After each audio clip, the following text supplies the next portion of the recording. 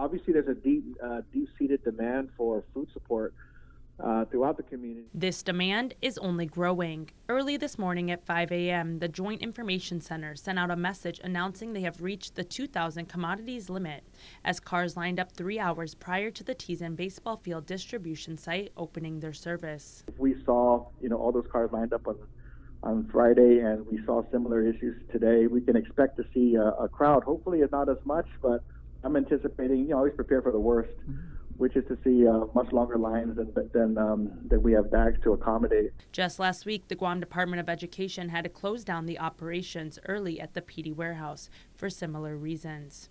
According to GDOE Superintendent John Fernandez, the issue is a lack of manpower and a longing for assistance. I want to really shift the attention to, it's not necessarily about the operations. We can always improve operations.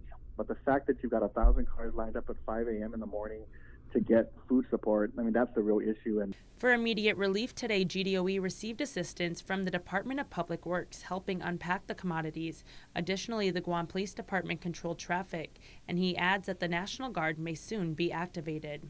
Fernandez invited the governor and lieutenant governor to have a first-hand look at all the families in need of a comprehensive food support plan.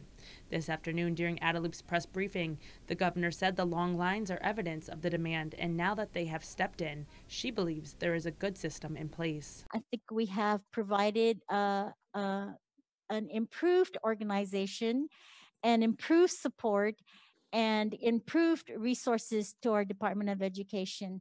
I think they have done a good job to try and distribute these food to many people who are in need. And I think us coming in just makes it much more efficient and much more less inconvenience for our public and our people. GDOE has mapped out a course to continue the emergency food distribution this Friday, adding the Dededo Farmers Market as a second site. Fernandez says they are searching for a third southern site. Reporting for Guam's News Network, I'm Adriana Cotero.